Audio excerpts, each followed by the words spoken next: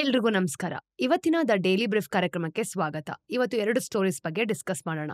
ಮೊದಲನೇದಾಗಿ ಪ್ರಪಂಚದ ಹಣಕಾಸು ವ್ಯವಸ್ಥೆ ಬದಲಾಗ್ತಿದೆ, ಯಾರು ಹೊಸ ಪ್ಲೇಯರ್ಸ್ ಮತ್ತೆ ಏನೆಲ್ಲ ಹೊಸ ಡೇಂಜರಸ್ ಇದೆ ಅನ್ನೋದ್ರ ಬಗ್ಗೆ ಡಿಸ್ಕಸ್ ಮಾಡೋಣ.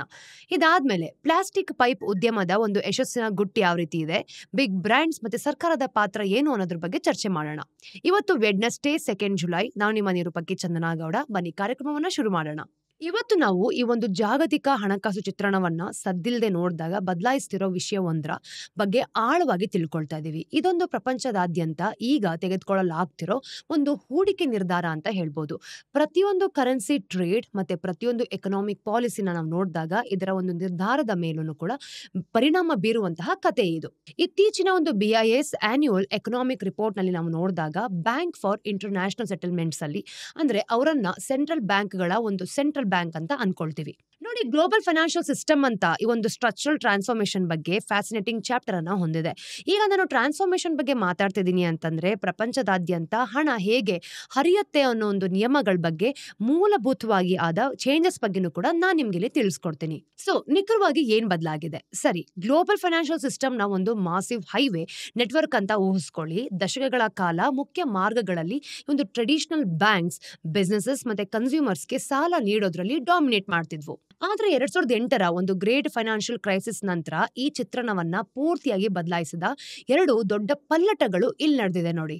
ಮೊದಲನೇದಾಗಿ ಗ್ಲೋಬಲ್ ಇನ್ವೆಸ್ಟರ್ಸ್ ತಮ್ಮ ಒಂದು ಗಮನವನ್ನ ಪ್ರೈವೇಟ್ ಕಂಪನಿಗಳು ಮತ್ತೆ ವ್ಯಕ್ತಿಗಳಿಗೆ ಸಾಲ ನೀಡೋದ್ರಿಂದ ಸರ್ಕಾರಗಳಿಗೆ ಒಂದು ಹಣಕಾಸು ಒದಗಿಸೋ ಕಡೆಗೆ ಫಂಡಮೆಂಟಲಿ ಶಿಫ್ಟ್ ಮಾಡ್ತಿದ್ದಾರೆ. ಇನ್ನು ಬಿಸಿನೆಸಸ್ ಮತ್ತೆ ಕನ್ಸ್ಯೂಮರ್ಸ್ಗೆ ನಾವು ನೋಡಿದಾಗ ಫಂಡ್ ಮಾಡೋ ಬದಲು ಈ ಒಂದು ಮಾಸಿವ್ ಇನ್ಸ್ಟಿಟ್ಯೂಷನಲ್ ಇನ್ವೆಸ್ಟರ್ಸ್ ಯಾರಿದ್ದಾರೆ ಅವರು ಮುಖ್ಯವಾಗಿ ಒಂದು ಸರ್ಕಾರದ ಬಾಂಡ್ಸ್ ಗಳನ್ನ ಕೊಂಡ್ಕೊಳ್ತಾ ಇದ್ದಾರೆ. ನೋಡಿ, ಇಲ್ಲಿನ ನಂಬರ್ಸ್ ಗಳನ್ನ ನೋಡಿದಾಗ ತುಂಬಾ ಶಾಕ್ ಆಗ್ಬೋದು. ಅಂದ್ರೆ ಗ್ರೇಟ್ ಫೈನಾನ್ಷಿಯಲ್ ಕ್ರೈಸಿಸ್ ನಿಂದ ಆಚೆಗೂ ಕೂಡ ಸರ್ಕಾರ ಮೇಲಿನ ಒಂದು ಕ್ಲೈಮ್ಸ್ ಗಳು ಪ್ರೈವೇಟ್ ಸೆಕ್ಟರ್ಗೆ ಕ್ರೆಡಿಟ್ ಏನಿದೆ ಅಲ್ವಾ ಅದನ್ನ ಓವರ್ಟೇಕ್ ಮಾಡಿಕೊಂಡು ಒಟ್ಟಾರೆಯಾಗಿ ಕ್ರೆಡಿಟ್ ಗ್ರೋತ್ ನ ಒಂದು ಮೇನ್ ಡ್ರೈವರ್ ಆಗಿದೆ ಕೂಡ. ಇನ್ನು ಗವರ್ಮೆಂಟ್ ಬಾಂಡ್ ಇಶ್ಯೂಯೆನ್ಸ್ ನಾವು ನೋಡಿದಾಗ ಲೋನ್ಸ್ ಮತ್ತೆ ಕಾರ್ಪೊರೇಟ್ ಬಾಂಡ್ ಮಾರ್ಕೆಟ್ಸ್ ಗಳೆಲ್ಲನೂ ಕೂಡ ಎರಡಕ್ಕಿಂತಲೂ ತುಂಬಾ ಕನ್ಸಿಡರ್ ಮಾಡಲೇಬೇಕಾದಂತಹ ಒಂದು ಫಾಸ್ಟ್ ಆದ ರೀತಿಯಲ್ಲಿ ಬೆಳೀತಾನೆ ಇದೆ. ಪ್ರೈವೇಟ್ ಸೆಕ್ಟರ್ ಲೆಂಡಿಂಗ್ ಸಾಧಾರಣವಾಗಿ ಬೆಳೆದ್ರೆ ಈ ಒಂದು ಗವರ್ಮೆಂಟ್ ಬಾಂಡ್ ಮಾರ್ಕೆಟ್ಸ್ ಮತ್ತೆ ಮಾಸಿವ್ ಫಿಸ್ಕಲ್ ಡೆಫಿಸಿಟ್ಸ್ ಮತ್ತೆ ಖಂಡಿತವಾಗ್ಲೂ ಕೂಡ ಪ್ಯಾಂಡಮಿಕ್ ಏರಾ ಸ್ಪೆಂಡಿಂಗ್ ಈ ಒಂದು ಸ್ಪ್ರೀಯಿಂದಾಗಿ ಸೈಜ್ ನಲ್ಲಿ ಸ್ಫೋಟಗೊಂಡಿದೆ ನೋಡಿ. ಎರಡನೇ ದೊಡ್ಡ ಬದಲಾವಣೆ ಏನು ನೋಡಿ,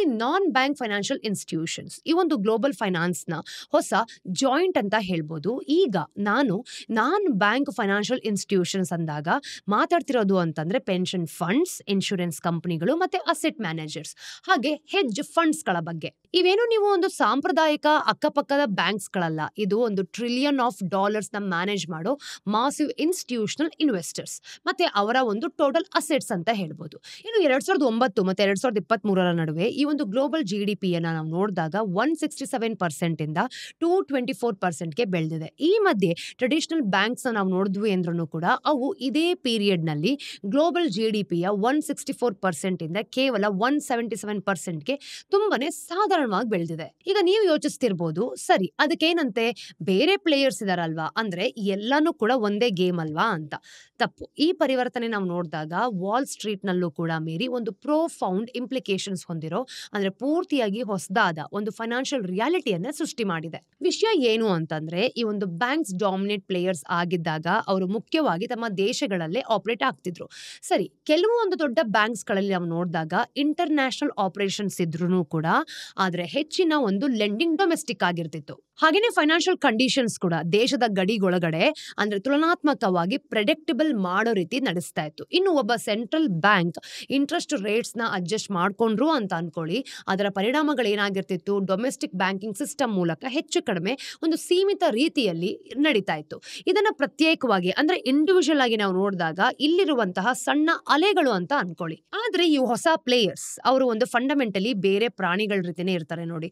ಈಗ ಒಬ್ಬ ಯುರೋಪಿಯನ್ ಪೆನ್ಷನ್ ಫಂಡ್ ಕೇವಲ ಒಂದು ಯುರೋಪಿಯನ್ ಅಸೆಟ್ಸ್ ಗಳಲ್ಲಿ ಇನ್ವೆಸ್ಟ್ ಮಾಡೋದಿಲ್ಲ ಅಲ್ವಾ, ಅವ್ರು ಏನ್ ಮಾಡ್ತಾರೆ, ಪ್ರಪಂಚದಾದ್ಯಂತ ಈಲ್ಡ್ ಅನ್ನ ಹುಡುಕಾಡ್ತಿರ್ತಾರೆ. ಈಗ US ಟ್ರೆಜರೀಸ್ ನಾವು ನೋಡಿದಾಗ ಜಪಾನೀಸ್ ಬಾಂಡ್ಸ್ ಮತ್ತೆ ಎಮರ್ಜಿಂಗ್ ಮಾರ್ಕೆಟ್ ಡೆಟ್ ಅಂದ್ರೆ ನೀವು ಯಾವುದೇ ಒಂದು ನೇಮ್ ಅನ್ನ ಕೊಡಿ ಎಲ್ಲವನ್ನು ಕೂಡ ಅವರು ಅಲ್ಲಿ ತಗೊಳ್ತಾ ಇರ್ತಾರೆ. ಮತ್ತೆ ಇಲ್ಲಿದೆ ನೋಡಿ ಈ ಒಂದು ಪರಿವರ್ತನೆಯ ಅಷ್ಟೊಂದು ಸಿಗ್ನಿಫಿಕೆಂಟ್ ಮಾಡುವಂತ ವಿಷಯ. ಈ ಇನ್ಸ್ಟಿಟ್ಯೂಷನ್ಸ್ ಗಳು ಅಂದ್ರೆ ಅಪಾರ ಪ್ರಮಾಣದ ಬಂಡವಾಳವನ್ನ ಮ್ಯಾನೇಜ್ ಮಾಡ್ತಾರೆ. ನಾವು ಮಾತಾಡ್ತಿರೋದು $100 ಬಿಲಿಯನ್ ಫಂಡ್ಸ್ ಅಂದ್ರೆ ಈ ಒಂದು ಅಂಡರ್ ಮ್ಯಾನೇಜ್ಮೆಂಟ್ ಇರುವಂತಹ ಪೆನ್ಷನ್ ಫಂಡ್ಸ್ ಆಗಿರ್ಬೋದು ಮತ್ತೆ ಇನ್ಶೂರೆನ್ಸ್ ಕಂಪನಿಗಳ ಬಗ್ಗೆ. ಈ ಗ್ಲೋಬಲ್ ರೀಚ್ ಫೈನಾನ್ಷಿಯಲ್ ಒಂದು ಶಾಕ್ಸ್ ಗಳನ್ನ ಗಡಿಗಳ ಆಚೆಗೆ ಹೇಗೆ ಟ್ರಾನ್ಸ್ಮಿಟ್ ಆಗುತ್ತೆ ಅನ್ನೋದನ್ನ ಫಂಡಮೆಂಟಲಿ ಬದಲಾಯಿಸಿದೆ ನೋಡಿ. ನೀವೇ ನೆನ್ಪಿಟ್ಕೊಳ್ಳಿ, ಇವರೇನು ಕೇವಲ ಒಂದು passive by and hold investors ಖಂಡಿತವಾಗ್ಲೂ ಅಲ್ಲ. ರಿಸ್ಕ್ ಆಪಟೈಟ್ ಬದಲಾದಾಗ ಈಗ ಇನ್ವೆಸ್ಟರ್ಸ್ ಇದ್ದಕ್ಕಿದ್ದ ಹಾಗೆ ಇನ್ಫ್ಲೇಷನ್ ಅಥವಾ ಒಂದು ಜಿಯೋಪಾಲಿಟಿಕಲ್ ಟೆನ್ಷನ್ಸ್ ಬಗ್ಗೆ ಚಿಂತೆ ಮಾಡ್ಕೊಂಡಿರ್ತಾರೆ ಅಂತ ಅನ್ಕೊಳ್ಳೋಣ.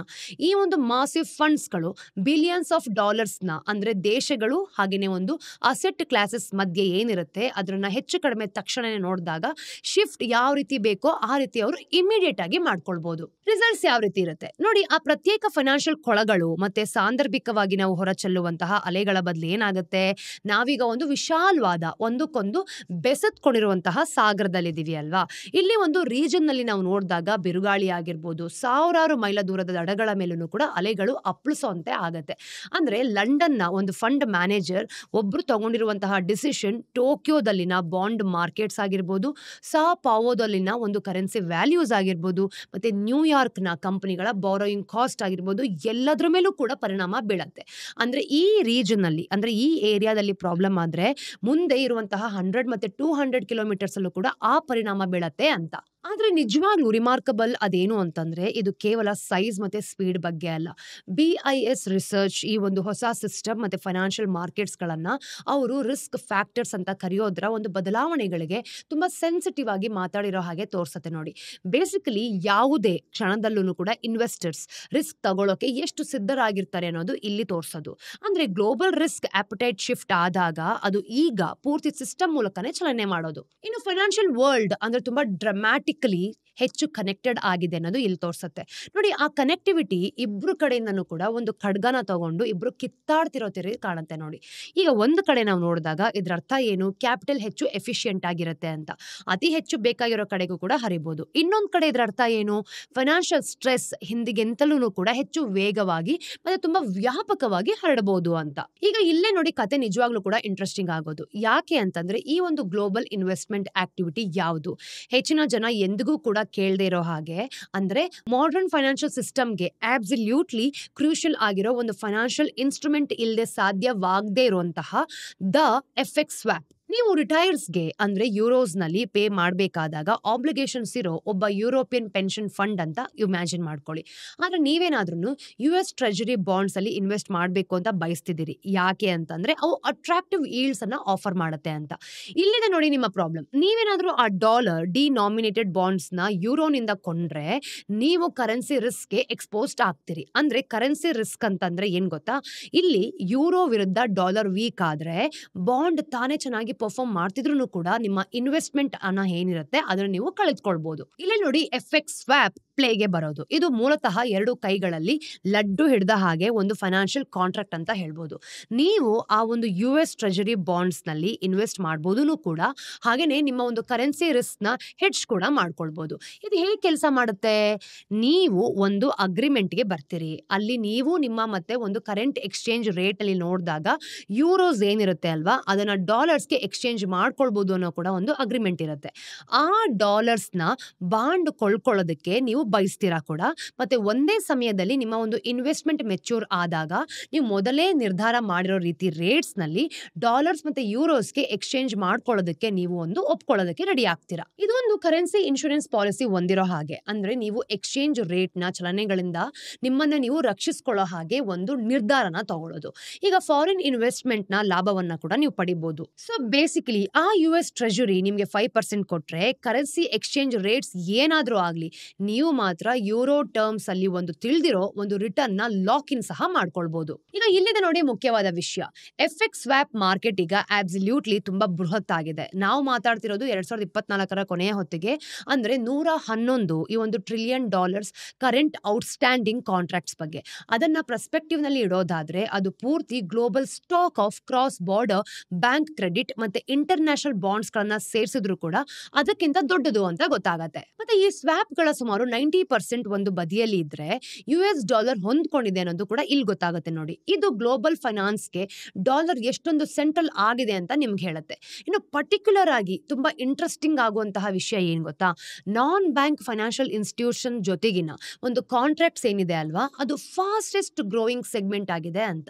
ಇದರಿಂದ ಬರೋಬ್ಬರಿ ನಾವು ನೋಡಿದಾಗ 2009ರಿಂದ ಹೆಚ್ಚು ಕಡಿಮೆ 3 ಪಟ್ಟು ಸೈಜ್ ನಲ್ಲಿ ಇದು ಬೆಳೆದಿದೆ. ಆದ್ರೆ ಇಲ್ಲಿದೆ ನೋಡಿ ಒಂದು ಶಾಕಿಂಗ್ ನ್ಯೂಸ್. ಒಂದು ವಿಷಯ, ಈ ಎಲ್ಲ FX ಸ್ವಾಪ್ ಕಾಂಟ್ರಾಕ್ಟ್ಸ್ ಗಳ 3/4 ಭಾಗಕ್ಕಿಂತ ಹೆಚ್ಚಿದೆ ಅಂತ ಗೊತ್ತಾಗುತ್ತೆ. 1 ವರ್ಷಕ್ಕಿಂತ ಕಡಿಮೆ ಮೆಚುರಿಟಿ ಹೊಂದಿದೆ ಅಂತ. ಅಂದ್ರೆ ಈ ಒಂದು ಮಾಸಿವ್ ಮಾರ್ಕೆಟ್ ನಿರಂತರವಾಗಿ ರೋಲ್ ಓವರ್ ಆಗ್ತಾನೆ ಇರುತ್ತೆ ಅಂತ ಗೊತ್ತಾಗುತ್ತೆ. ಇದರಿಂದ ಗ್ಲೋಬಲ್ ಮಾರ್ಕೆಟ್ ಅಲ್ಲಿ ಸ್ಟೆಬಿಲಿಟಿ ಆಗಿರ್ಬೋದು, ಅಂದ್ರೆ ಅಸ್ಥಿರತೆ ಎರಡನ್ನೂ ಕೂಡ ಹೆಚ್ಚಿಸಬಲ್ಲ ಒಂದು ಡೈನಮಿಕ್ ಸೃಷ್ಟಿಯಾಗತ್ತೆ ನೋಡಿ. ಸೊ ಇದೆಲ್ಲದರ ಅರ್ಥ ಪ್ರಪಂಚದಾದ್ಯಂತ ಫೈನಾನ್ಷಿಯಲ್ ಕಂಡೀಷನ್ಸ್ ನ ಒಂದು ನಿಗಾ ಆದ್ರೂ ಏನು ಅಂತ. ಈಗ ನಾನೇನಾದ್ರೂ ಫೈನಾನ್ಷಿಯಲ್ ಕಂಡೀಷನ್ಸ್ ಅಂದಾಗ ಈಗ ಮಾತಾಡ್ತಿರೋದು ಬಿಸ್ನೆಸ್ ಬಗ್ಗೆ, ಗವರ್ಮೆಂಟ್ಸ್ ಬಗ್ಗೆ, ಮತ್ತೆ ವ್ಯಕ್ತಿಗಳಿಗೆ ಹಣನ ಬಾರೋ ಮಾಡೋದು ಅಂದ್ರೆ ಸಾಲವಾಗಿ ತಗೊಳ್ಳೋದ್ರ ಬಗ್ಗೆ.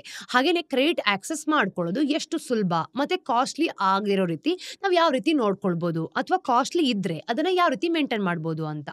ಇಲ್ಲೇ ಕತೆ ಒಂದು ಫ್ಯಾಸಿನೇಟಿಂಗ್ ತಿರುವನ್ನ ತಗೊಳ್ಳೋದು. ಯಾಕೆ ಅಂತಂದ್ರೆ ನಾವು ಮಾನಿಟರಿ ಪಾಲಿಸಿ ಮತ್ತೆ ಫೈನಾನ್ಷಿಯಲ್ ಮಾರ್ಕೆಟ್ಸ್ ಬಗ್ಗೆ ಇರುವಂತಹ ಸಾಂಪ್ರದಾಯಿಕ ಜ್ಞಾನದ ಒಂದು ಸವಾಲನ್ನ ಹಾಕೊಳ್ಳೋ ರೀತಿನೇ ನೋಡ್ತಾ ಇದೀವಿ. ಟ್ರೆಡಿಷನಲಿ ನಾವು ಫೈನಾನ್ಷಿಯಲ್ ಕಂಡೀಷನ್ಸ್ ಗಳನ್ನ ಮುಖ್ಯವಾಗಿ ದೇಶೀಯ ವ್ಯವಹಾರಗಳು ಅಂದ್ರೆ ಡೊಮೆಸ್ಟಿಕ್ ಬಿಸ್ನೆಸ್ ಏನಿರುತ್ತೆ ಅದನ್ನ ಅಂತ ಅನ್ಕೊಳ್ತೀವಿ ಅಲ್ವಾ.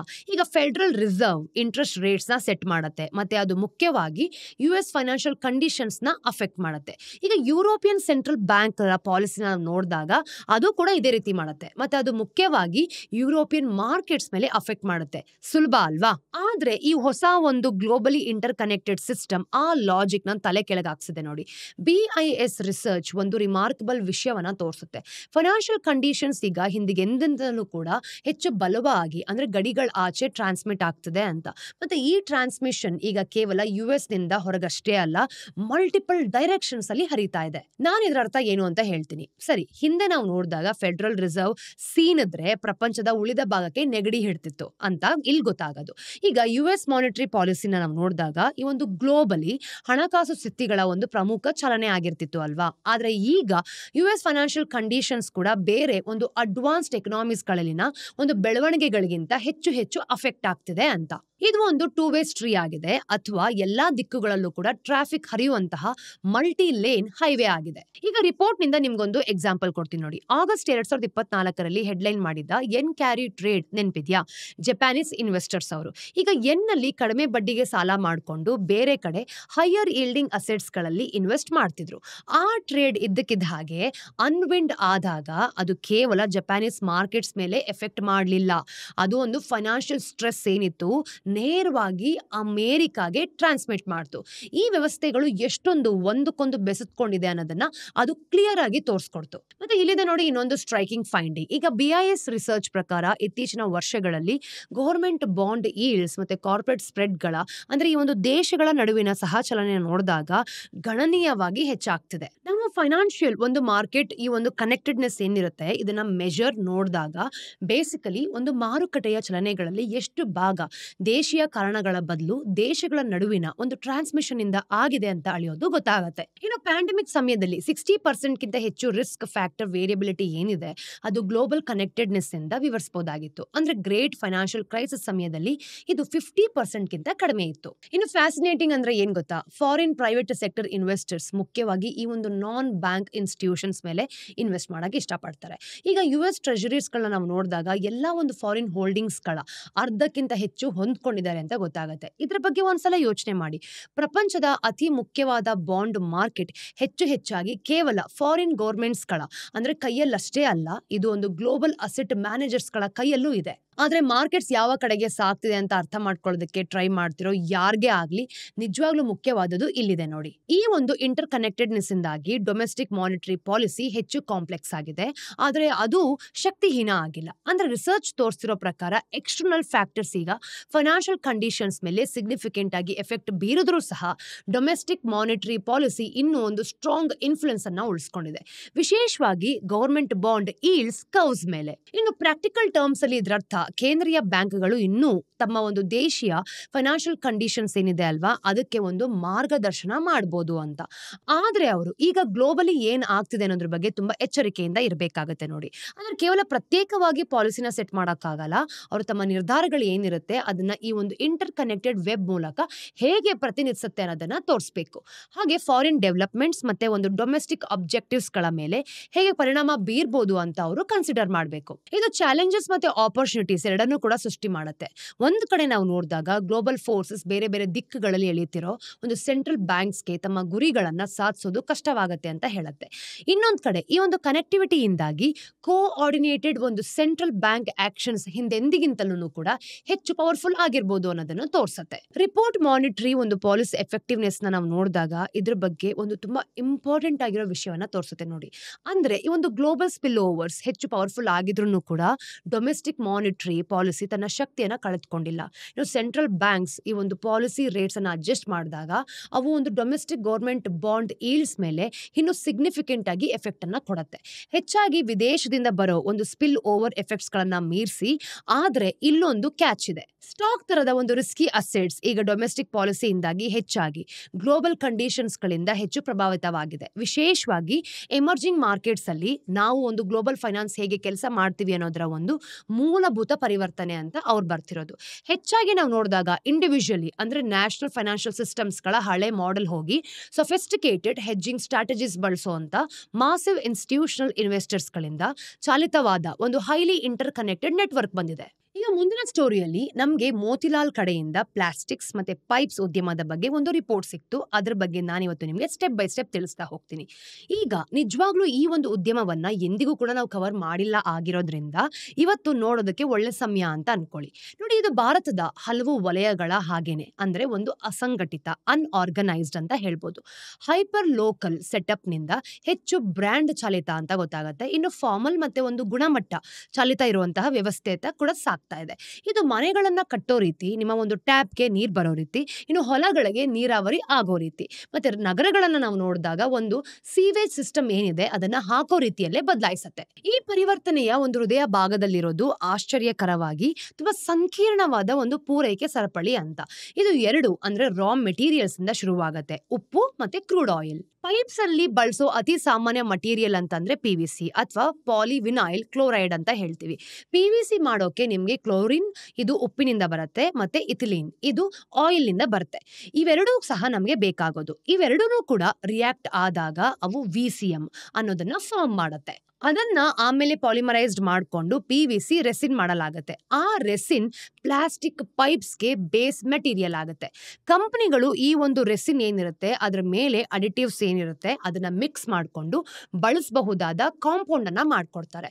ಅದನ್ನ ಆಮೇಲೆ ನಾವೇನ್ ಮಾಡ್ತೀವಿ, ಪೈಪ್ಸ್ ಮತ್ತೆ ಫಿಟ್ಟಿಂಗ್ಸ್ ಆಗಿ ಮೋಲ್ಡೆಡ್ ಆಗಿ ಮಾಡೋದಕ್ಕೆ ಯೂಸ್ ಮಾಡ್ಕೊಳ್ತೀವಿ. ಈಗ ಇಲ್ಲಿದೆ ನೋಡಿ ಮುಖ್ಯವಾದ ವಿಷಯ. ಹೆಚ್ಚಿನ ಇಂಡಿಯನ್ ಪೈಪ್ ಕಂಪನಿಗಳು ಈ ಪೂರ್ತಿ ಚೈನ್ ನ ಕಂಟ್ರೋಲ್ ಮಾಡೋದಿಲ್ಲ. ಅವರು ಸಾಮಾನ್ಯವಾಗಿ ರೆಸಿನ್ ನ ಅಂದ್ರೆ ರಿಲಯನ್ಸ್ ಮತ್ತೆ ಕೆಂಪ್ಲೆಸ್ ಸನ್ಮಾರ್ ತರದ ಒಂದು ಡೊಮೆಸ್ಟಿಕ್ ಸಪ್ಲೈಯರ್ಸ್ ಗಳಿಂದ ಕೊಂಡ್ಕೊಳ್ತಾರೆ ಅಥವಾ ಇಂಪೋರ್ಟ್ ಮಾಡ್ಕೊಳ್ತಾರೆ. ಅಂದ್ರೆ ಈ ಒಂದು ಫಿನೋಲೆಕ್ಸ್ ಇಂಡಸ್ಟ್ರೀಸ್ ಮಾತ್ರ ತುಂಬಾ ಅಂದ್ರೆ ಬ್ಯಾಕ್ವರ್ಡ್ ಇಂಟಿಗ್ರೇಟೆಡ್ ಆಗಿದೆ ಅಂತ. ಅವರು ತಮ್ಮದೇ ಆದ ಒಂದು VCM ಮತ್ತೆ PVC ರೆಸಿನ್ ಏನಿರುತ್ತೆ ಅದನ್ನ ಮಾಡ್ಕೊಳ್ತಾರೆ. ಅದು ಅವ್ರಿಗೆ ತುಂಬಾ ಕಾಸ್ಟ್ ಮತ್ತೆ ಸಪ್ಲೈ ಮೇಲೆ ಹೆಚ್ಚು ಕಂಟ್ರೋಲ್ ಕೂಡ ಕೊಡುತ್ತೆ. ಆದ್ರೆ ಸುಪ್ರೀಂ ಮತ್ತೆ ಪ್ರಿನ್ಸ್ ತರದ ಬೇರೆಯವರು ಅಂದ್ರೆ ಕೇವಲ mid to downstream segments ಮೇಲೆ ಫೋಕಸ್ ಮಾಡ್ತಿರ್ತಾರೆ. ಕಾಂಪೌಂಡಿಂಗ್ ಆಗಿರ್ಬೋದು, ಮೋಲ್ಡಿಂಗ್ ಆಗಿರ್ಬೋದು, ಬ್ರ್ಯಾಂಡಿಂಗ್ ಆಗಿರ್ಬೋದು, ಹಾಗೆ ಡಿಸ್ಟ್ರಿಬ್ಯೂಷನ್ ಕೂಡ. ಮತ್ತು ಅದಕ್ಕೋಸ್ಕರನೇ ರೆಸಿನ್ ಪ್ರೈಸಸ್ ಅಷ್ಟೊಂದು ಮುಖ್ಯ ಆಗೋದು ನೋಡಿ. ಕ್ರೂಡ್ ಆಯಿಲ್ ಪ್ರೈಸಸ್ ಸ್ಪೈಕ್ ಆದಾಗ ಅಥವಾ ಸಪ್ಲೈ ಚೈನ್ಸ್ ಡಿಸ್ಟ್ರಪ್ಟ್ ಆದಾಗ ಅಂದ್ರೆ ತೊಂದರೆಗೊಳಗಾದಾಗ ರೆಸಿನ್ ಪ್ರೈಸಸ್ ಹೆಚ್ಚಾಗತ್ತೆ. ಇನ್ನು ಕಂಪನಿಗಳು ಒಂದು ಆ ವೆಚ್ಚವನ್ನ ಗ್ರಾಹಕರಿಗೆ ವರ್ಗಾಯಿಸುತ್ತೆ ಕೂಡ ಅಥವಾ ತಾವೇ ಹೊಡೆತವನ್ನ ಸಹಿಸ್ಕೊಳತ್ತೆ.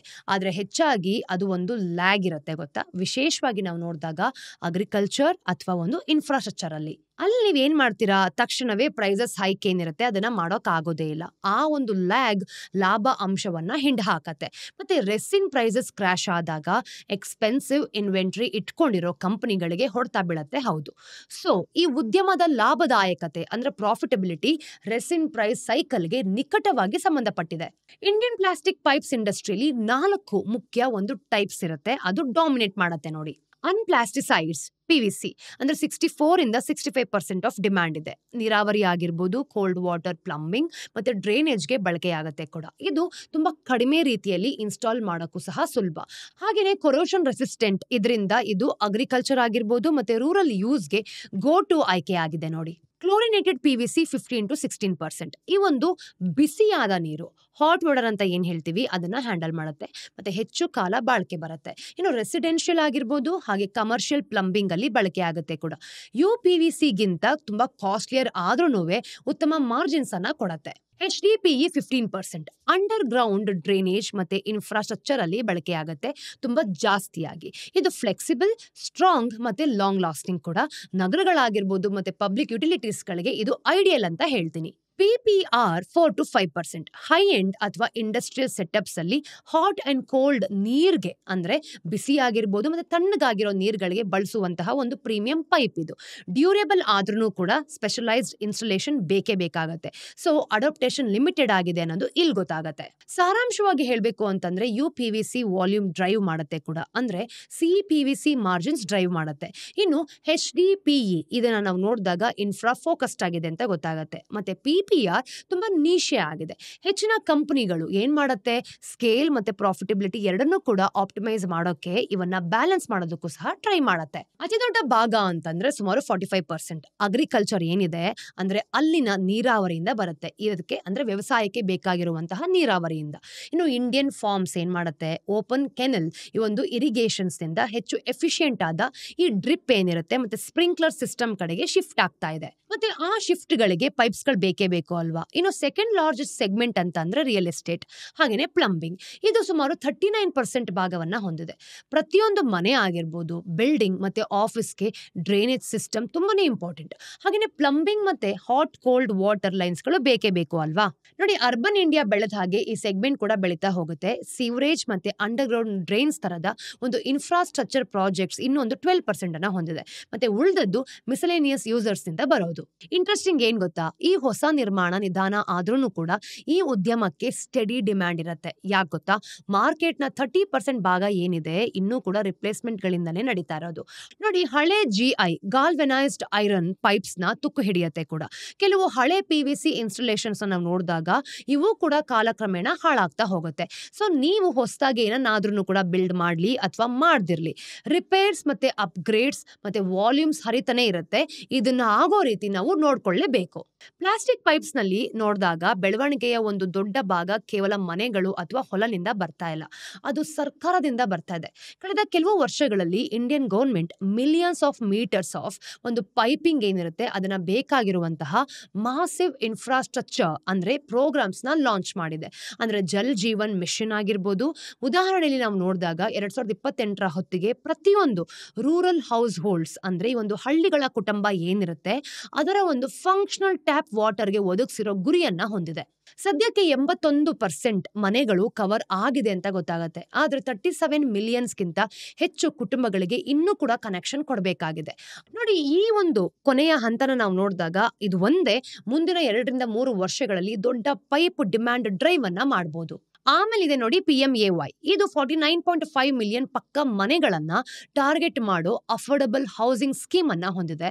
ಮತ್ತೆ ಅಮೃತ್ ಇದು 106 ನಗರಗಳಲ್ಲಿ ಅರ್ಬನ್ ವಾಟರ್ ಮತ್ತೆ ಸೆವರೇಜ್ ಸಿಸ್ಟಮ್ ಗಳನ್ನ ಮಾಡರ್ನೈಸ್ ಮಾಡ್ತಿದೆ ಕೂಡ. ಇದಕ್ಕೆ ನಮಾಮಿ ಗಂಗೆ ಮತ್ತೆ ಸ್ಮಾರ್ಟ್ ಸಿಟೀಸ್ ಕೂಡ ಸೇರಿಸಿದ್ದಾರೆ. ಇನ್ನು ಪಬ್ಲಿಕ್ ಸೆಕ್ಟರ್ ಡಿಮ್ಯಾಂಡ್ ನಾವು ನೋಡಿದಾಗ ಸ್ಕೇಲ್ ಎಷ್ಟಿದೆ ಅಂತ ನಿಮ್ಗೆ ಗೊತ್ತಾಗೇ ಆಗುತ್ತೆ. ಅದನ್ನ ಕಡೆಗಾಣಿಸೋದಕ್ಕೆ ಖಂಡಿತವಾಗ್ಲೂ ಸಾಧ್ಯ ಇಲ್ಲ ಅಲ್ವಾ. ಇನ್ನು ವ್ಯವಸಾಯ ಕಡೆಗೆ ನಾವು ನೋಡಿದಾಗ ಪ್ರಧಾನ ಮಂತ್ರಿ ಕೃಷಿ ಸಿಂಚೈ ಯೋಜನಾ ಅಂದ್ರೆ ಇರಿಗೇಷನ್ ಮೇಲೆ ಫೋಕಸ್ಡ್ ಆಗಿದ್ರು ಈ ವರ್ಷ 25% ಬಡ್ಜೆಟ್ ಅನ್ನ ಹೈಕ್ ಕಂಡಿದೆ. ಅಂದ್ರೆ 8,300 ಕೋಟಿಯನ್ನ ಮೈಕ್ರೋ ಇರಿಗೇಷನ್ ಮತ್ತೆ ವಾಟರ್ ಯೂಸ್ ಎಫಿಷಿಯನ್ಸಿಗೆ ಮೀಸಲಾಗಿಡಲಾಗ್ತಿದೆ. ಮತ್ತೆ ಇದು ಖಂಡಿತವಾಗ್ಲೂ ಮುಖ್ಯ. ಯಾಕೆ ಗೊತ್ತಾ, ಪ್ರೋಗ್ರೆಸ್ ನಡುವೆನೂ ಕೂಡ ಭಾರತದ ಒಂದು ಕಲ್ಟಿವೇಟೆಡ್ ಲ್ಯಾಂಡ್ ನ ಸುಮಾರು 48% ಇನ್ನು ಮಳೆ ಆಧಾರಿತವಾಗಿದೆ ಅಂತ, ಅಂದ್ರೆ ಮಳೆ ಮೇಲೆನೆ ಡಿಪೆಂಡ್ ಆಗಿದ್ದಾರೆ. ಈ ಪ್ರದೇಶಗಳನ್ನ ನಾವು ನೋಡಿದಾಗ ಡ್ರಿಪ್ ಅಥವಾ ಸ್ಪ್ರಿಂಕ್ಲರ್ ಇರಿಗೇಷನ್ಸ್ ಅಡಿಯಲ್ಲಿ ತರೋದು ಅಂದ್ರೆ ಒಂದೇ ಅರ್ಥ, ಹೆಚ್ಚು ಪೈಪ್ಸ್ಗಳು ಖಂಡಿತವಾಗ್ಲೂ ಬೇಕು. ಸರಳವಾಗಿ ಹೇಳಬೇಕು ಅಂತಂದ್ರೆ ಸರ್ಕಾರದ ಹಣ ಏನಿದೆ ಇದು ನೀರು, ಸ್ಯಾನಿಟೇಷನ್ ಮತ್ತೆ ನೀರಾವರಿ ಕಡೆಗೆ ಹರಿದು ಬರ್ತಾ ಇದೆ. ಮತ್ತೆ ಹೆಚ್ಚು ಕಡಿಮೆ ಇದೆಲ್ಲವೂ ಕೂಡ ಪ್ಲಾಸ್ಟಿಕ್ ಪೈಪ್ಸ್ ಮೂಲಕನೇ ಹರಿದು ಬರ್ತಿರೋದು ನೋಡಿ. ಈಗ ಪೂರ್ತಿ ಈ ಒಂದು ಶಿಫ್ಟ್ ಪ್ಲಾಸ್ಟಿಕ್ ಪೈಪ್ಸ್ ಗಳ ಏಳಿಗೆಯ ಮೇಲೆ ನಿಂತಿದೆ. ಒಂದೆರಡು ದಶಕಗಳ ಹಿಂದೆ ಭಾರತ ಹೆಚ್ಚಾಗಿ ಮೆಟಲ್ ಪೈಪ್ಸ್, ಸ್ಟೀಲ್ ಅಥವಾ GI ಮೇಲೆ ರಿಲೇ ಆಗಿತ್ತು. ಇದು ಬಲ್ಕಿ, ತುಂಬಾ ಕಾಸ್ಟ್ಲಿ, ಹಾಗೇನೆ ತುಕ್ಕು ಕೂಡ ಅವಾಗವಾಗ ಹಿಡಿತಿತ್ತು. ಮತ್ತೆ ಟ್ರಾನ್ಸ್ಪೋರ್ಟ್ ಮಾಡೋದಕ್ಕೂ ಸಹ ಸಖತ್ ಕಷ್ಟ ಆಗಿರ್ತಿತ್ತು.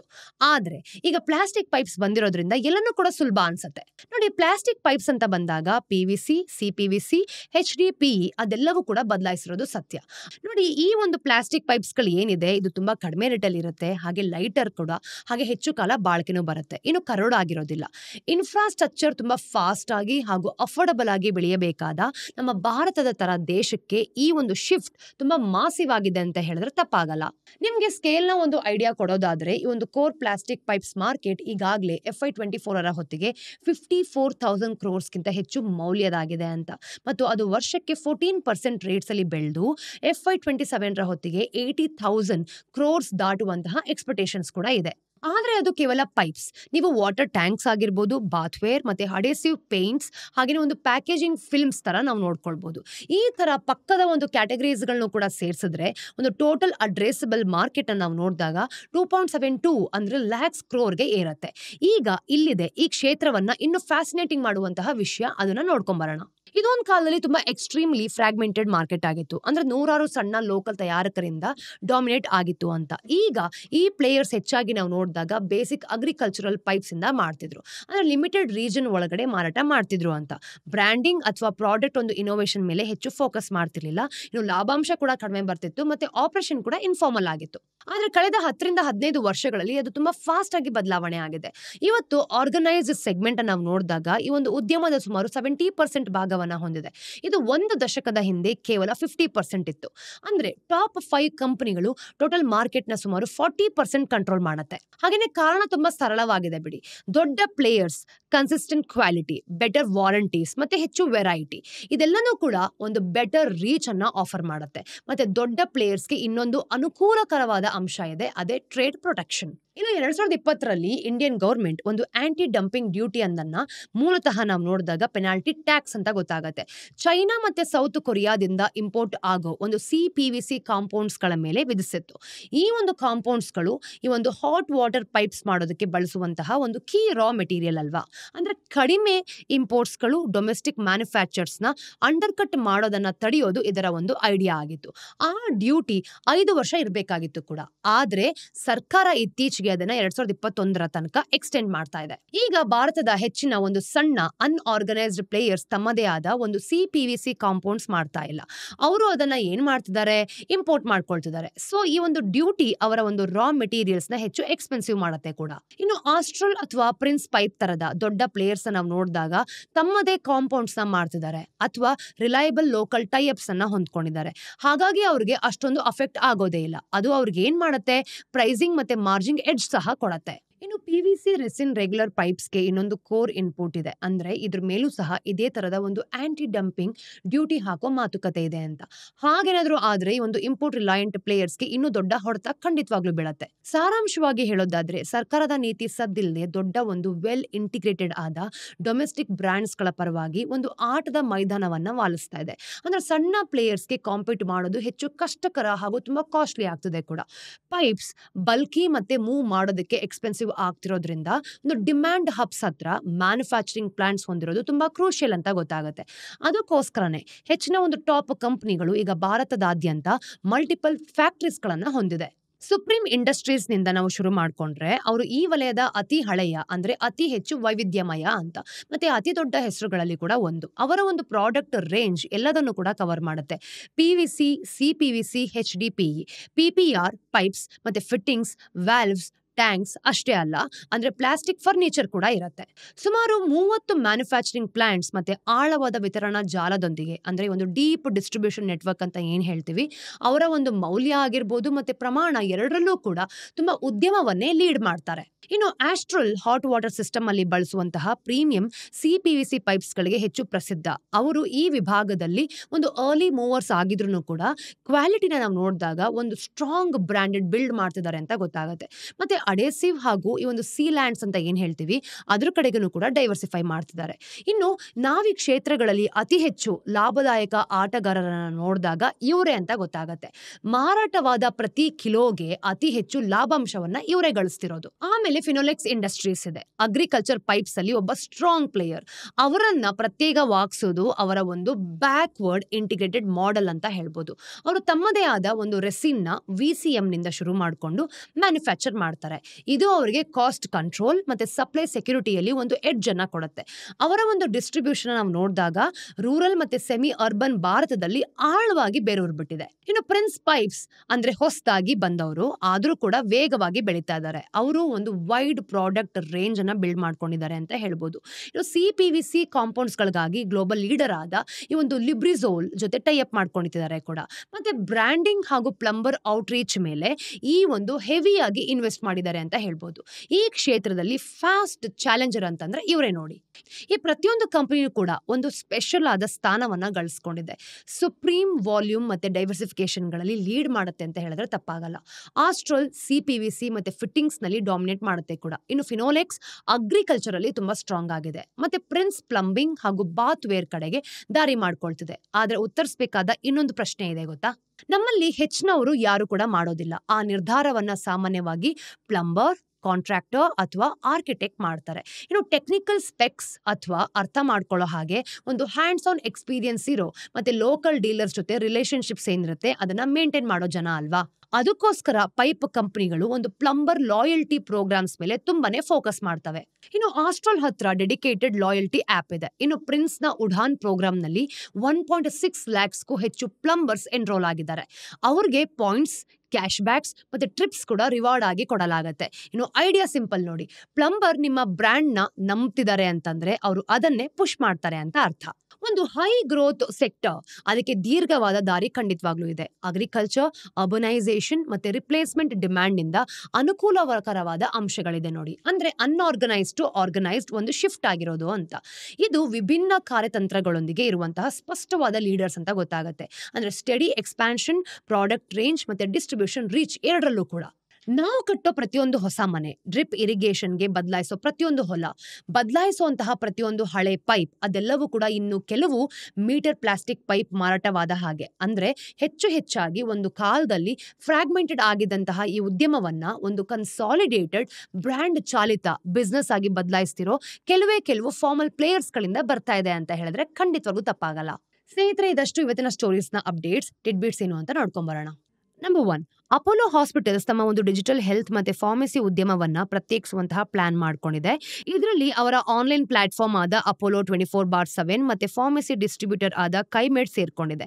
ಮುಂದಿನ 18ರಿಂದ 21 ತಿಂಗಳುಗಳಲ್ಲಿ ಇದನ್ನ ಒಂದು ಸ್ಟ್ಯಾಂಡ್ ಅಲೋನ್ ಯೂನಿಟ್ ಮಾಡಲಾಗುತ್ತೆ ಕೂಡ. ಈ ರೀಸ್ಟ್ರಕ್ಚರಿಂಗ್ ಭಾಗವಾಗಿ ಶೇರ್ ಹೋಲ್ಡರ್ಸ್ ಈ ಒಂದು ಹೊಸ ಘಟಕದಲ್ಲಿ ಅಡಿಷನಲ್ ಶೇರ್ಸ್ ಅನ್ನ ಪಡಿತಾ ಇದ್ದಾರೆ. ಹಾಗೇನೆ ನಾವು ನೋಡಿದಾಗ ಅಪೋಲೋ ಹಾಸ್ಪಿಟಲ್ಸ್ ಈ ಒಂದು ಹೊಸ ಘಟಕದಲ್ಲಿ 15% ಸ್ಟೇಕ್ ಅನ್ನ ಉಳಿಸಿಕೊಂಡು ಬೋರ್ಡ್ ಮೇಲೆ ತನ್ನ ಪ್ರಭಾವವನ್ನ ಹೊಂದಿರುತ್ತೆ ಕೂಡ. ಎರಡನೇದು, ನಾವು ಚೈನಾದ ರೇರ್ ಅರ್ತ್ ಎಲಿಮೆಂಟ್ಸ್ ಅಲ್ಲಿ ಡಾಮಿನೆನ್ಸ್ ಬಗ್ಗೆ ಮತ್ತೆ ಅದು ಮ್ಯಾಗ್ನೆಟ್ಸ್ ಹಾಗೂ ನಮ್ಮ ಒಂದು ಡೊಮೆಸ್ಟಿಕ್ ಆಟೋ ಸೆಕ್ಟರ್ಗೆ ಹೇಗೆ ಸಂಬಂಧಿಸಿದ ಹಾಗೆ ನೋಡ್ಕೊಳ್ತಿದೀವಿ ಅಂತ ಇಲ್ಲಿ ಗೊತ್ತಾಗುತ್ತೆ ನೋಡಿ. ಈಗ ಇಲ್ಲೊಂದು ಹೊಸ ಡೆವಲಪ್ಮೆಂಟ್ ಆಗಿದೆ. ಸೋನಾ ಕೋಮ್ಸ್ಟಾ ಭಾರತದ ಒಂದು largest importer of rare earth magnets ಈಗ ಡೊಮೆಸ್ಟಿಕ್ ಪ್ರೊಡಕ್ಷನ್ ನ ಸ್ಥಾಪಿಸುವಂತಹ ಪ್ಲಾನ್ ಮಾಡ್ತಿದೆ. ಈ ವರ್ಷ ಏಪ್ರಿಲ್ ಅಲ್ಲಿ ಚೈನಾ ಹಾಕಿದ ಒಂದು ಎಕ್ಸ್ಪೋರ್ಟ್ ರಿಸ್ಟ್ರಿಕ್ಷನ್ಸ್ ನಂತರ ಚೈನೀಸ್ ಇಂಪೋರ್ಟ್ಸ್ ಮೇಲೆ ರಿಲಯನ್ಸ್ ಕಡಿಮೆ ಮಾಡೋದಕ್ಕೆ ಈ ಹೆಜ್ಜೆನೆ ಇಡಲಾಗ್ತಿದೆ. ಇನ್ನು ಟೆಸ್ಲಾ ಮತ್ತೆ ಸ್ಟೆನಾಂಟಿಸ್ ತರದ ಒಂದು ಆಟೋ ಮೇಕರ್ಸ್ಗೆ ಕಾಂಪೋನೆಂಟ್ ಸಪ್ಲೈ ಮಾಡುವಂತಹ ಈ ಕಂಪನಿ ಕಳೆದ ಫೈನಾನ್ಷಿಯಲ್ ಇಯರ್ ಅಲ್ಲಿ ಚೈನಾದಿಂದ 120 ಮೆಟ್ರಿಕ್ ಟನ್ಸ್ ಆಫ್ ಮ್ಯಾಗ್ನೆಟ್ಸ್ ಏನಿರುತ್ತೆ ಅದನ್ನ ಇಂಪೋರ್ಟ್ ಮಾಡ್ಕೊಂಡಿತ್ತು ಕೂಡ. ಮತ್ತು ಇದು ಭಾರತದ ಒಂದು ಕ್ರಿಟಿಕಲ್ ಮಿನರಲ್ಸ್ ಆಗಿರೋ ಹೊಸ ಇನ್ಸೆಂಟಿವ್ ಪ್ರೋಗ್ರಾಮ್ ಜೊತೆ ಅಲೈನ್ ಆಗಿ ಲೋಕಲ್ ಮ್ಯಾನುಫ್ಯಾಕ್ಚರಿಂಗ್ ಆಪ್ಷನ್ಸ್ ಅನ್ನ ಎಕ್ಸ್ಪ್ಲೋರ್ ಮಾಡ್ತಾ ಇದೆ. ಮೂರನೇದು ಎಐ ಪ್ರಪಂಚ ನಿರಂತರವಾಗಿ ಬೆಳಿತಾನೆ ಇದೆ ಅಲ್ವಾ? ಮತ್ತೆ ನಾವು ಇತ್ತೀಚೆಗಷ್ಟೇ ಎಲ್ಲಾ ಡೆವಲಪ್‌ಮೆಂಟ್ಸ್ ಬಗ್ಗೆನೂ ಕೂಡ ನಮ್ಮ ಒಂದು ಮಂತ್ಲಿ ರೌಂಡ್ ಅಪ್ ಓದ್ರ ಬಗ್ಗೆ ಪಬ್ಲಿಷ್ ಮಾಡಿದೀವಿ ಕೂಡ. ಆದ್ರೆ ಅಂದಿನಿಂದ ಕೆಲವೇ ದಿನಗಳಲ್ಲಿ ಇನ್ನೂ ಹೆಚ್ಚು ಸುದ್ದಿ ಬಂದಿದೆ. ಆಪಲ್ ಸಿರಿನ ನಾವು ನೋಡಿದಾಗ ಎನ್ಹಾನ್ಸ್ ಮಾಡೋದಕ್ಕೆ ಈ ಒಂದು ಆಂಥ್ರೋಪಿಕ್ ಅಥವಾ ಒಂದು ಓಪನ್ ಎಐ ಏನಿದೆ, ಇದನ್ನ ಲಾರ್ಜ್ ಲ್ಯಾಂಗ್ವೇಜ್ ಮಾಡೆಲ್ಸ್‌ಗಳನ್ನ ಇಂಟಿಗ್ರೇಟ್ ಮಾಡ್ಕೊಳ್ಳೋದ್ರ ಬಗ್ಗೆ ಕನ್ಸಿಡರ್ ಮಾಡ್ತಿದೆಯಂತೆ. ಇದು ತಮ್ಮ ಒಂದು ಇನ್ ಹೌಸ್ ಎಐ ಮಾಡೆಲ್ಸ್‌ಗಳಿಂದ ದೂರ ಸರಿಯೋ ಒಂದು ಹೆಜ್ಜೆ ಆಗಿದೆ ಅಂತ ಗೊತ್ತಾಗುತ್ತೆ. ಇನ್ನು ಆಪಲ್‌ನ ಈ ಒಂದು ಕ್ಲೌಡ್ ಇನ್ಫ್ರಾಸ್ಟ್ರಕ್ಚರ್‌ಗೆ ಈ ಮಾಡೆಲ್ಸ್‌ಗಳನ್ನ ಅಡಾಪ್ಟ್ ಮಾಡೋ ಬಗ್ಗೆ ಡಿಸ್ಕಷನ್ ನಡೀತಿದೆಯಂತೆ ಕೂಡ. ಇನ್ನು ಸಿರಿಯ ಪರ್ಫಾರ್ಮೆನ್ಸ್‌ನ ಇಂಪ್ರೂವ್ ಮಾಡೋದು ಇದರ ಗುರಿಯಾಗಿದೆ. ನಾಲ್ಕನೇದು, ನಾವು ಭಾರತದ ಒಂದು ಇಂಪೋರ್ಟೆಡ್ ಸ್ಟೀಲ್ ಮೇಲಿನ ಕಪ್ಸ್ ಬಗ್ಗೆ ಒಂದಲ್ಲ ಎರಡು ಸ್ಟೋರೀಸ್‌ಗಳನ್ನ ಮಾಡಿದೀವಿ. ಮತ್ತೆ ಆ ಕತೆ ಇನ್ನೂ ಕೂಡ ಎವಾಲ್ವ್ ಆಗ್ತಾನೆ ಇದೆ. ಭಾರತ ಈ ಒಂದು ಲೋ ಆಶ್ ಮೆಟಲಾರ್ಜಿಕಲ್ ಕೋಕ್ ಮೇಲಿನ ತನ್ನ ಒಂದು ಇಂಪೋರ್ಟ್ ಕಪ್ಸ್‌ಗಳನ್ನ ಇನ್ನು 6 ತಿಂಗಳ ಕಾಲ, ಅಂದ್ರೆ ಜುಲೈ 1 ರಿಂದ ಡಿಸೆಂಬರ್ 31 2025 ಎಕ್ಸ್ಟೆಂಡ್ ಮಾಡ್ತಿದೆ ಅಂತ. ಈ ಹೊಸ ರಿಸ್ಟ್ರಿಕ್ಷನ್ಸ್‌ಗಳನ್ನ ನಾವು ನೋಡಿದಾಗ ಇಂಪೋರ್ಟ್ಸ್‌ನ 1.4 ಮಿಲಿಯನ್ ಮೆಟ್ರಿಕ್ ಟನ್ಸ್‌ಗೆ ಕ್ಯಾಪ್ ಮಾಡುತ್ತೆ. ಮತ್ತೆ ಇದರಲ್ಲಿ ಕಂಟ್ರಿ ಸ್ಪೆಸಿಫಿಕ್ ಕೋಟಾಸ್‌ನ ಕೂಡ ಇಟ್ಕೊಂಡಿದೆ. ಡೊಮೆಸ್ಟಿಕ್ ಸೋರ್ಸಿಂಗ್‌ನ ಪ್ರಮೋಟ್ ಮಾಡೋದು ಮತ್ತೆ ಚೈನಾ ಹಾಗೂ ಜಪಾನ್ ತರದ ದೇಶಗಳಿಂದ ಇಂಪೋರ್ಟ್ಸ್ ಮೇಲಿನ ರಿಲಯನ್ಸ್ ಕಡಿಮೆ ಮಾಡುವಂತಹ ಪ್ರಯತ್ನಗಳ ಭಾಗವಾಗಿ ಈ ಕ್ರಮನ ತಗೊಂಡಿರೋದು. ಈ ಮೂವ್ ಜನವರಿ 2025 ಶುರುವಾಗಿದ್ದ ಹಿಂದಿನ 6 ತಿಂಗಳ ರಿಸ್ಟ್ರಿಕ್ಷನ್ ಪೀರಿಯಡ್‌ನ ಮುಂದುವರಿಸ್ತಾ ಇದೆ ಕೂಡ. ಕೊನೆಯ ಟಿಡ್ಬಿಟ್, ಮೇ ತಿಂಗಳಲ್ಲಿ ತೈವಾನೀಸ್ ಡಾಲರ್ ಕೇವಲ 2 ದಿನಗಳಲ್ಲಿ 6% ಗಿಂತ ಹೆಚ್ಚು ಜಂಪ್ ಆಗಿದ್ರ ಬಗ್ಗೆ ನಾವು ಕವರ್ ಮಾಡಿದ್ವಿ. ಈಗ ಆ ಕರೆನ್ಸಿ ಮತ್ತೆ ಅಲೆಗಳನ್ನ ಎಬ್ಬಿಸ್ತಾ ಇದೆ ಅಂತ ಅನ್ಸ್ತದೆ. ಅಂದ್ರೆ ತೈವಾನ್ ಡಾಲರ್ ಒಂದೇ ದಿನದಲ್ಲಿ 2% ಗಿಂತ ಹೆಚ್ಚು ಸರ್ಜ್ ಆಗಿದೆ, ಅಂದ್ರೆ ಜಾಸ್ತಿ ಆಗಿದೆ. ಇದು ಮೇ ನಂತರದ ಮೋಸ್ಟ್ ಸಿಗ್ನಿಫಿಕೆಂಟ್ ಗೇನ್ ಆಗಿದೆ ಕೂಡ. ಅಂದ್ರೆ ಮಾರ್ಕೆಟ್ ವಾಲಟಿಲಿಟಿ ಹೆಚ್ಚಾಗ್ತಿರೋ ಸಮಯದಲ್ಲಿ ಈ ರ್ಯಾಲಿ ಆಗಿದೆ ಅಂತ. ಇನ್ನು ಎಕ್ಸ್ಪೋರ್ಟರ್ಸ್ US ಡಾಲರ್ ಸೇಲ್ಸ್ ಮಾಡಿದ್ದೇ ಈ ರ್ಯಾಲಿಗೆ ಕಾರಣ. ಇದು ಕರೆನ್ಸಿಯ ಸ್ಟ್ರೆಂತ್ ಬಗ್ಗೆ ಸೆಂಟ್ರಲ್ ಬ್ಯಾಂಕ್‌ನ ಟಾಲರೆನ್ಸ್ ಎಷ್ಟಿದೆ ಅನ್ನೋದ ಒಂದು ಪ್ರಶ್ನೆಗಳನ್ನ ಎತ್ತಿ ತೋರಿಸ್ತಾ ಇದೆ. ಸ್ನೇಹಿತರೆ, ಇದಷ್ಟು ಇವತ್ತಿನ ದ ಡೈಲಿ ಬ್ರೀಫ್‌ನ ಅಪ್ಡೇಟ್ಸ್. ಮತ್ತಷ್ಟು ಅಪ್ಡೇಟ್ಸ್ ಒಂದಿಗೆ ನಾನು ನಿಮಗೆ ಮುಂದಿನ ವಿಡಿಯೋಲಿ ಸಿಗ್ತೀನಿ. ಅಲ್ಲಿ ತನಕ ಟೇಕ್ ಕೇರ್.